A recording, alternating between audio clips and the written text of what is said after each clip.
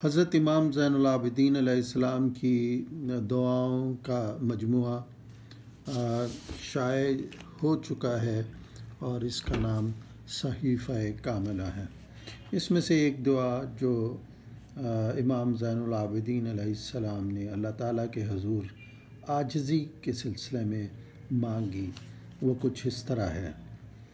امام دعا فرماتے ہیں: اے میرے پروردگار، میرے گناہوں نے مجھے چپ کر دیا ہے، میری گفتگو بھی دم توڑ چکی ہے، تو اب میں کوئی عذر و حجت نہیں رکھتا۔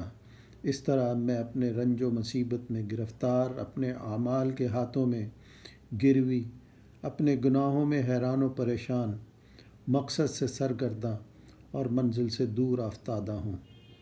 میں نے اپنے کو ذلیل گنہگاروں کے موقف پر لا کھڑا کیا ہے، ان بدبختوں کے موقف پر جو تیرے مقابلہ میں جرأت دکھانے والے اور تیرے وعدہ کو سرسری سمجھنے والے ہیں۔ پاک ہے تیری ذات، میں نے کس جرأت و دلیری کے ساتھ تیرے مقابلہ میں جرأت کی ہے اور کس تباہی و بربادی کے ساتھ اپنی ہلاکت کا سامان کیا ہے۔ اے میرے مالک، میرے منہ کے بل گرنے اور قدموں کے ٹھوکر کھانے پر رحم فرما، اور اپنے حکم سے میری جہالت و نادانی کو اور اپنے احسان سے میری خطا و بدعمالی کو بخش دے، اس لیے کہ میں اپنے گناہوں کا مقر اور اپنی خطاؤں کا معترف ہوں۔ یہ میرا ہاتھ اور یہ میری پیشانی کے بال تیرے قبضہ قدرت میں ہیں۔ میں نے عجز و سرفکندگی کے ساتھ اپنے کو قصاص کے لیے پیش کر دیا۔